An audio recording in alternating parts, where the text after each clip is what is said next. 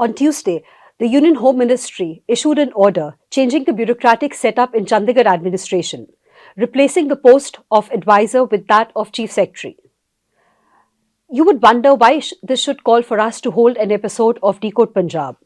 But believe you me, this change, as well as the decision to increase the posts of two Agmat Cadre IAS officers in Chandigarh, has led to a political storm in both Punjab and Haryana, the two states which stake claim on Chandigarh as their capital. In this episode of Decode Punjab, I'm joined by my colleague Rajmeet Singh as we ask our eminent guest for today, Mr. Suresh Kumar, the former Chief Principal Secretary to CM, about what this means, both administratively and politically. Welcome to the show, sir. Thank you. So, why do you think the Union Home Ministry has made this change? Is it just an administrative decision, or there's more politics behind it? Thank you, Ruchika, for having me here and raising this question, which has kind of caused a political storm. To begin with, I would not like to make any political comments because that's not my area. On the face of it, the order of Government of India, order of Ministry of Home does not specify any reason. So reading too much into it and kind of claiming that there is some hidden agenda behind it, I wouldn't like to say much on that. Yes, the post of advisor has been converted into the post of Chief Secretary, Union Territory of Chandigarh. The plain reading of the order makes me believe that this has probably been done to align the structure, administrative structure or the governance structure of UT of Chandigarh with the other union territories. You see, two types of structures exist in union territories. You have the lieutenant governors, chief ministers and chief secretaries. This is the top hierarchy of the union territories. The other union territories where we don't have the Vidhan Sabhas or elected representatives have administrators and chief secretaries. These two structures exist. Chandigarh was an exception. The idea of Chandigarh was conceptualized in 1948. The city came into existence in 1953. But the idea was that Punjab has lost its capital to Pakistan. We lost our Lahore, which was Punjab's capital. We were operating as the state of Punjab, we were operating from Shimla as our capital. In 53, we shifted to Chandigarh as the capital city. Till 1966 or pre-1966, there was a chief commissioner of Chandigarh, a new territory built, constructed for Punjab, by Punjab. Of course, it was funded by Government of India as a national project. Pandit Nehru used to come here. He did do the hand-holding of Pratap Singh Kairo and other chief ministers who were there in those days. And as a result, the city came out as what we call as a city beautiful. Post 66, there have been hues and cries. The reorganization of Punjab, which did not happen in 1956, which should have happened. There was a Punjabi Suba agitation. There was an agitation for creating a new Hindi-speaking area, or Harit Pradesh, which was Haryana. And it happened in 1966. And thereafter, the bone of contention was Chandigarh. And if we read the Reorganization Act of Punjab Reorganization Act of 1966, Section 4 categorically designates Chandigarh as a union territory. So, as on today, the statutory status of Chandigarh is union territory, and Ministry of Home is duly empowered to align its structure with other union territories. And the most recent example of what they have done is the Reorganization Act of Jammu and Kashmir. Ladakh was made a union territory, and that also has a similar structure. You have administrator and a chief secretary. Punjab, the post of advisor was created in 1984.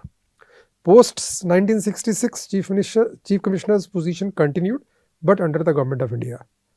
But in 1984, when Punjab went into the phase of terrorism, there was a demand for unified command of Chandigarh.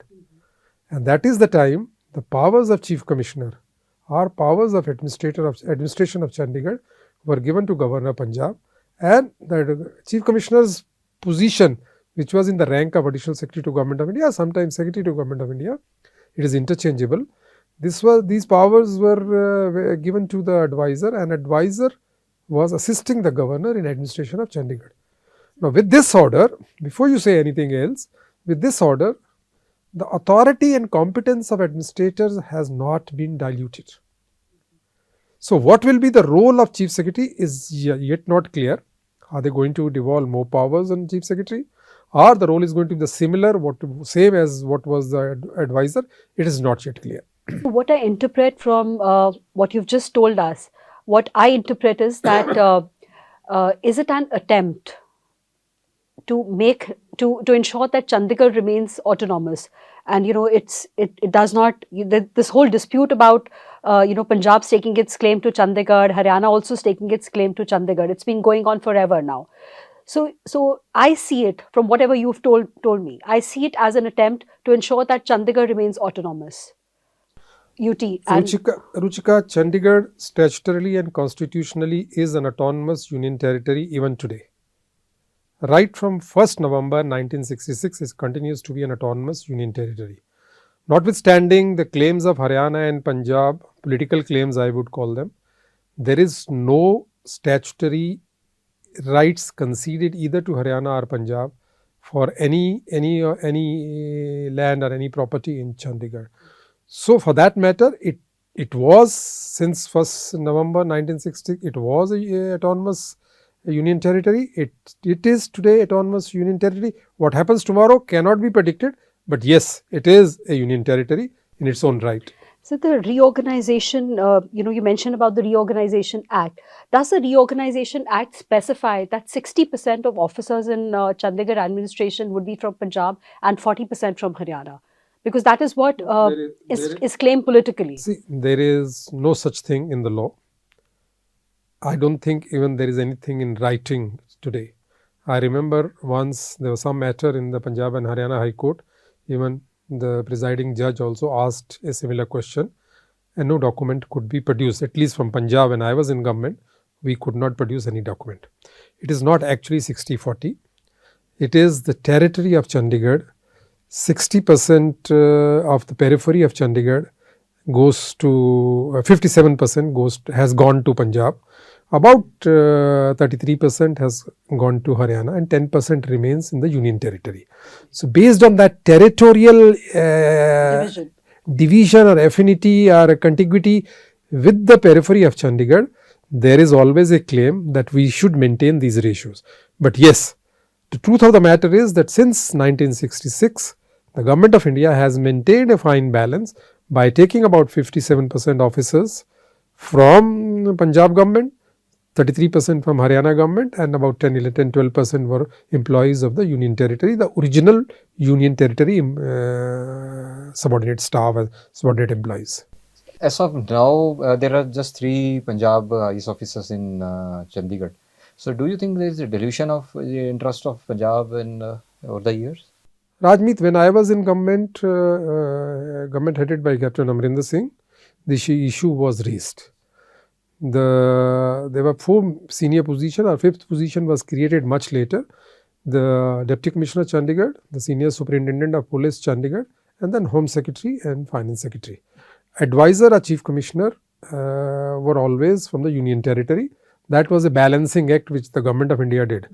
Now, these 4 officers were vested with the various administrative powers of various departments, like some departments were with the Finance Secretary, others were with the Home Secretary. Over the years, and likewise the subordinate positions of Special Secretaries, Deputy Secretaries, Additional Secretaries, they were all also equally divided in Haryana and Punjab. They were clearly known cadre positions, that these are our cadre positions in Union Territory, and Haryana also had known very well, and the officers were borrowed from these 2 Haryana and Punjab states. Over the years, the Punjab government has raised this issue that you are diluting, and more UT cadre officers are being inducted into Punjab. As a result, many departments held by the Finance Secretary, who happens to be from Punjab, have been given to various other officers from the UT cadre, and likewise many departments held by Haryana cadre Home Secretary have been given to UT cadre officers. Now, this to me, you may read a political message into it. My feeling is that the UT cadre officers in the Government of India have been asserting for it, that Union Territory of Chandigarh is our cadre territory.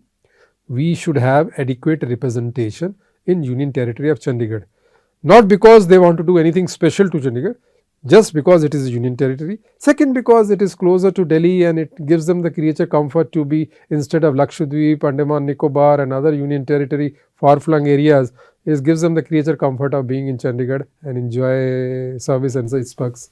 So, as you mentioned earlier, that the post of Chief Commissioner was transferred to the Governor as administrator. In 2012, the Disturbed Area Act in Chandigarh was withdrawn. Do you think this post of Chief Secretary is equal to prolonging the status of UT as an independent entity, as my colleague has already mentioned? Rajmeet, what you are saying is, this is what the political statements which have come, the political observations which have come, this is what they imply, that Government of India is gradually kind of prolonging or making it, assuring the people that Chandigarh will remain a Union Territory. But then there is a question for Punjab government also. Who asked for more centralization or more centralized administration in UT of Chandigarh? In 1984, when the state was in turmoil, it was Punjab's proposal that we should have a unified command, and Government of India centralized the governance of Punjab through the Governor of Punjab. All the powers of Union Territory, administration of Union Territory of Chandigarh were vested with the Governor of Punjab. If at any point of time they change the role of Governor of Punjab as administrator of the UT of Chandigarh, then probably we can ask this question. As on today, I think whatever was the status in 1984, whatever we sought as a government, whether to kind of meet the challenges of terrorism or otherwise, that status continues as on today. Okay. So, sir, do you see a pattern in the way things are unfolding? Haryana has been trying to get land in Chandigarh to build their own Vidhan Sabha. So, is there a pattern in how things are unfolding? And after, this attempt has been made, this is what happens. So, I was very amused when Haryana was trying to get more land to build its own offices, build its own structures in UT. At the same time, Punjab has been building many more offices in Mohali and SAS Nagar. And I remember having in one or two meetings with the Chief Minister as Administrative Secretaries of Irrigation, Power, Excise and Taxation, I used to say, sir, let's not shift the offices from Chandigarh to Mohali. The moment you start moving out from Chandigarh, your stronghold, your foothold, your footprint in Chandigarh goes down. And that we should not be doing as a state of Punjab. Punjab has to remain and keep its hold in Chandigarh, because whether we like it or not, Chandigarh was built as a capital city of Punjab. It is the original capital of independent Punjab since 1947. If a new state is created, this new state was created is Himachal and Haryana. So, they should build their own capital. Himachal has opted for Shimla, and very rightly so. Haryana should build its own capital and Punjab should have full rights on its own capital. That's the way I would look at it. So, you've been talking about the disturbance of the state civil services officers. Then they have central service rules have been central adopted. So, what is this? What's your take on this? Rajmeet, when you discuss rules and procedures, I think there's more than the issue of conversion of post of advisor into chief secretary. There's the issue of improving the governance of Union Territory of Chandigarh. If today I am asked any question what should be done in Chandigarh, we should try and improve the quality of governance in Chandigarh. We should streamline the rules and procedures in Chandigarh. There are multiple rules being implemented, executed in multiple ways, and common man is really not clear how the city of Chandigarh is being run. There is a strong lobby, those who want the status quo. The Union Territory officers who come from Delhi and other Union Territories are not fully conversant with the rules and procedures of Punjab government, and they are also not conversant with the rules and procedure of Haryana government.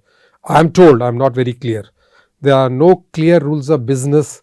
Under Article 166, the rules of business are notified by the governor after the approval of Council of Ministers. I don't know, I think previous governor had made its effort. They had drafted some rules of business and sent it to MHA, that based on whatever is happening in other union territory, whatever are the rules of business of other union territory. Even if you want to retain it as a union territory, but the rules of business must be clear, not only to officers at all levels, the senior bureaucracy, the middle level bureaucracy and the subordinate bureaucracy. The rules of business should be known to the common man also. There is no accountability. Today if you go, now you set the multiple rules. Now look at the education department, look at the health department of union territory. There are people from Haryana, there are people from Punjab, there are people who have been kind of originally recruited by the union territory. Now all these three sets of employees in the education department are being guided and paid differently under different rules. The pay and allowances are given as per the union territory rules, qualifications as per UGC in the colleges and as per other CBSE and ICSE in other schools. But when it comes to many other academic calendars and age of teachers and other, they follow Punjab. For Punjab, they follow Punjab rules. For Haryana, they follow. These multiple rules, multiple procedures have a very, I will say, it's a cluttered kind of a governance. And you go to estate office, you have no clarity. Same problem, Ruchika may have one issue with the estate office, I may have the same issue. Two different solutions come. Different people are treated differently under the same rules. What is the uniformity in rule? Uniform applicability of rules, and that too consistently. The only people who know, the subordinate bureaucracy is the only permanent bureaucracy here, and they are aware of the rules and procedures. Haryana officers come, they also try and pass their time. Punjab officers come, they also say ki mera tenure achhe se chala jaye. And the UT officers are not familiar with the local issues and local. They also come for a short duration. So I think continuity in governance, transparency and accountability in governance is what is, I personally feel, is seriously missing, and I feel it more now when I have been out of government for last 3 years. I think common man must be realizing it much more serious way than we still being in government for a long time. We get our things done. We help people to get things done. But can a common man approach the deputy commissioner? Can a common man approach the home secretary? Can a common man approach the finance secretary? These are questions, and then it's all indecisiveness.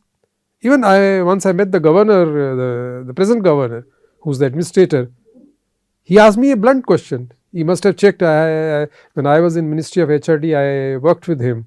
He asked me a blunt question. यहाँ कोई फैसला क्यों नहीं करता है? Particularly about Chandigarh. So which is a very, he was just 2 months old in the city of Chandigarh. He says, यहाँ कोई फैसला क्यों नहीं करता है?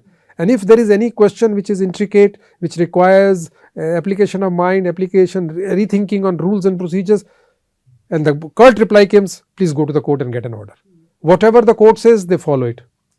Even if you have to build a shed outside the Chief Justice office, it requires a court direction. I mean, city has to be run on merit. City has to be run as per rule of law. Cities, government or cities administration should be accountable and procedurally correct. I don't think there is something missing in that. So, the claim over Chandigarh is a very emotive issue for the people of both Punjab and Haryana. Do you see a pattern in the way things are happening now? On one side we have these farmer protests at the borders of Punjab and Haryana. On the other hand, we just saw 2 days back, we saw the Qaumi Insaf Morcha. Suddenly they got up and, they started marching towards Chandigarh. And now this thing, has happened. Is there some kind of a pattern in, evoking the emotions of people here? Ruchika, you are a Punjabi, both of you, Rajmeet, and you are a Punjabi. Punjabis by temperament are emotional. And that is why we are asking you this question. If anybody tries to hurt their emotions and do not really appreciate their concerns, probably they tend to agitate.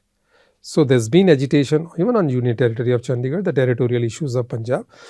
There are water issues of Punjab. There are issues which the farming community or the agriculture sector is grappling with. I think these issues, we need to know the reality. We need to do some ground truthing of these issues and take appropriate decision.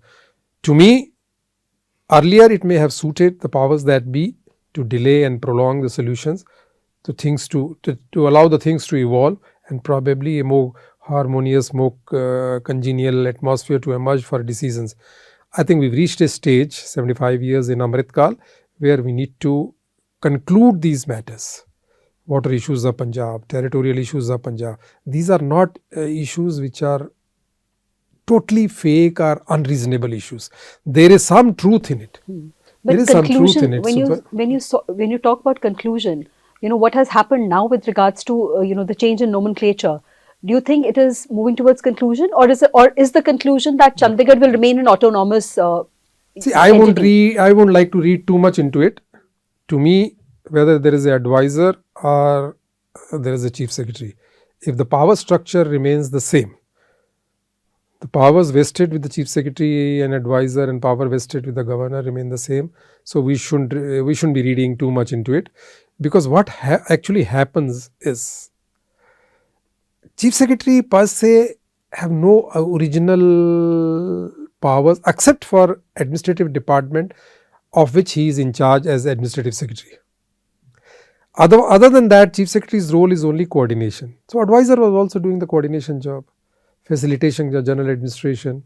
He was probably trying to balance, play balancing act to see that whatever should go to governor must go to governor as administrators, whatever must be decided at the level of the home secretary or finance secretary is decided and quickly. So it's more of a coordinating secretary coordination thing. And right now we have not got any order or any hint that the powers of the chief secretary have been enhanced. The new post of chief secretary will be more powerful than the previous position of advisor. If he continues to be in the role of coordination and advisory position as he was earlier, I don't think we should be reading too much into it. The rules of business, have to be defined. Yeah, the rules of business should be defined. I am very much for it.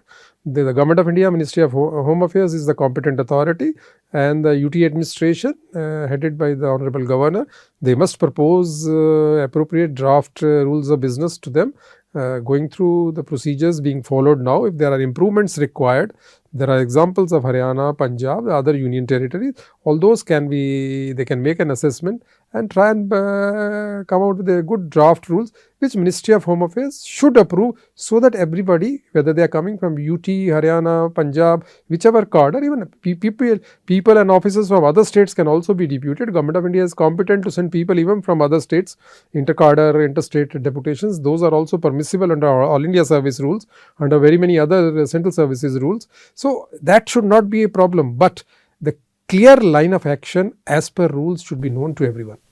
So the bone of contention has been the Rajiv Longowal Accord, the transfer of Chandigarh to Punjab. You've been officer at important position in Akali government and Congress. What did the two governments did, if at all, to get Chandigarh? What's your take on it? See, at administrative level, which is what I am competent to talk about, I don't think I have any understanding of politics. To me, I think everybody played politics with these issues.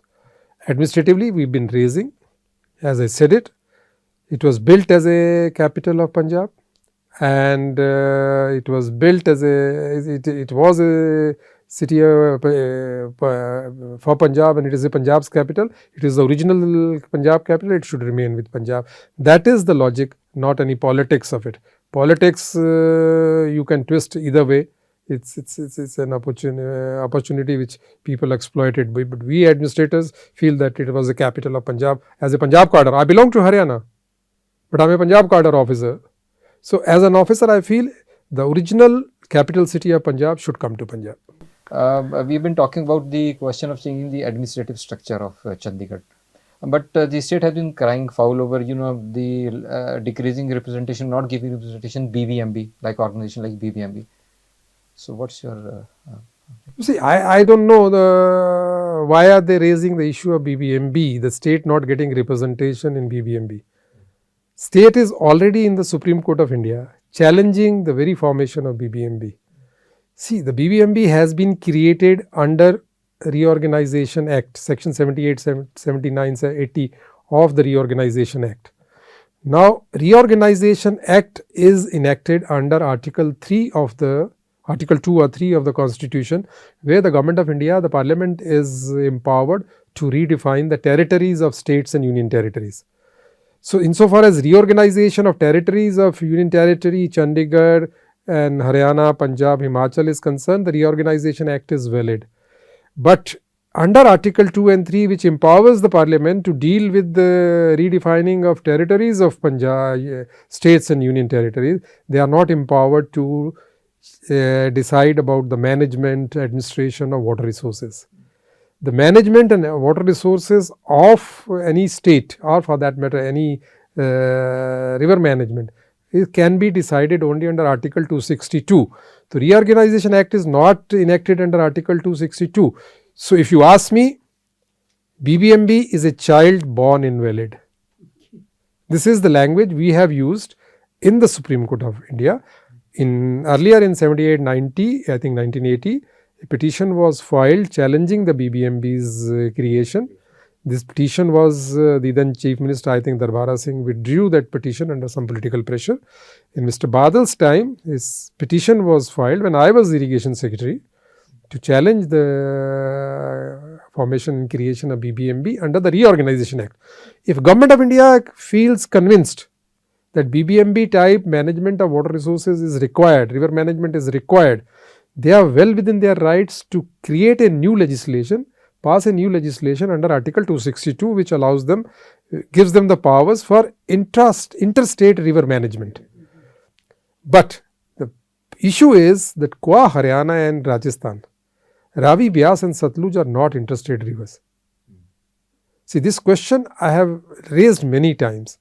See, where does Satluj touch reaches Haryana? Where does Ravi, Byas, Satluj go to Rajasthan? They do not. So, they are not interstate rivers. That seems to be the hitch in that. I will remind you, you may know the Iradi Tribunal. Yes, yes. Now, Iradi Tribunal gave an interim award in 1985. That interim award remains interim till today, it has not been notified. Award of a water tribunal doesn't get executed or doesn't fully get implemented, or it doesn't become a law of the land till it is notified. But why has it not been notified? Because the notification under Interstate Water Dispute Act can only be done for interstate rivers, and it is clear on even in that matter that Ravi, Byas, Satluj are not interstate rivers when it comes to dealing with their water disputes with Haryana and Rajasthan. Yes, if there is a surplus water, if 2 states agree, 3 states agree, maybe many more states agree, Government of India agrees, they can come to a mutual understanding. But then if you enact a legislation, that has to be under some provisions of law and some provisions of Constitution of India. So, when we talk of claims over Chandigarh, when we talk of BBMB, the erstwhile issue cannot be far behind. So, in 2004, if Captain Amrinder Singh, he was the political face of annulling the water sharing pacts, you were the brain behind it. So, I'd like to ask you, and you have just mentioned that there has to be some closure to these disputes. It's high time. It's been for decades. For generations of Punjabis have been talking about these issues, been living through these issues. So, do you see any end to the erstwhile dispute? See, if both or all 3 parties to the dispute, I will keep Rajasthan out of it, Haryana, Punjab and Government of India. That's why I keep saying it. I have not given you the facts because anybody can check the facts. These are matters of record, and only once you appreciate the facts on record, you can take the correct decision. That's why I'm saying on these issues, whether they are issues of territories, territorial issues, territorial rights or issues of water rights, these issues should be clearly defined. Their ground truthing should be done. Now, ground truthing, why I say that? One, we need to know, does Punjab have a surplus water? It's clear that we don't have it. Facts, the information which is available on record with Government of Punjab, probably with Government of Haryana also. Haryana being 70% in territory in terms of cultivated area, in terms of land holdings, about 70% of Punjab. They probably in surface water, river water, they have more surface water allocated from various sources. I think if my information is correct, they have 12.46 million acre feet, whereas Punjab gets only 12.24 million acre feet. So, if Punjab does not have surplus water, why are we asking for it? But then I'm not advocating for Punjab and Haryana. I say please do the ground truthing. If there is a surplus water, why allow the national resource, the natural resource go waste? Punjab surface water or river water is only sufficient, our share is only sufficient for 25% of total demand. 75%, 76% demand is we are meeting through the groundwater resources, and which is depleting at a very fast pace. Our groundwater development index is 172. Haryana's groundwater development index is about 145. So every 100 liters which go down naturally, which is charged to the soil and subsoil aquifers, Haryana is withdrawing 145 liters and we are withdrawing 172 liters. So we are much worse in terms of water resources. That truths need to be appreciated technically as well as scientifically, and thereafter a judicious order need to be passed on that. So if a judicious order, after appreciating the facts, feels that a new canal is required, why not? If it is not required, let us say so it is not required. Similar is the situation on the territorial rights. Similar, I mean, why when Tamil Nadu can have Tamil speaking areas can be Tamil Nadu, why not Punjabi speaking area be Punjab? As simple as that. Telugu areas can be Malayali areas, can be what they are today, and we did not get Punjabi Suba. Why? These kind of decisions, which I personally feel were short-sighted, but it's never too late. Facts are facts. Facts will remain the facts. The law remains the law. If the government of India cannot deal with Ravi Byas Satluj water dispute between Haryana and Punjab, because it is not an interstate water dispute. The constitution empowers government of India only to deal with interstate rivers. Yes, if it is between Himachal, J&K and Punjab, yes, it is. These are interstate rivers. So there the government of India can intervene, but not Haryana and Punjab. But then every time they comes, insofar as Termination Act is concerned, the Termination of Agreements Act is concerned, it was passed after due diligence. Water is a state subject. No wonder the Supreme Court is still unable to decide on it. No, Supreme it Court has opined against. Yeah, Government of India sought an opinion of the government, through the President of India sought the opinion of Supreme Court. Supreme Court has given its opinion against it. But then it is the fundamental question is the legislative rights of state. Water is a state subject. We legislated on water. Can legislation passed by one state be nullified or neutralized at the demand of other states? If that was so, Haryana should question this validity and file a suit challenging the Termination of Agreements Act. There is no challenge to the act as such. Haryana, being the adversely affected party, be the aggrieved party, should have questioned the enactment of the Punjab Termination of Agreements Act in the Supreme Court of India by filing a suit under Article 131. They have not done so. Why are they not doing it? The act is operative till today. That's why Punjab state is not in contempt of any, because we said there is a law which does not allow sharing of more water or constructing of new canal. On that note, sir, we'd like to thank you for joining us on this episode of Decode Punjab. Thank you, viewers, for watching us. Do continue to read your favorite newspaper, the Tribune. Do continue to follow us on all our social media handles across Facebook, on X and on Instagram. And do subscribe to the Tribune YouTube channel. Thank you.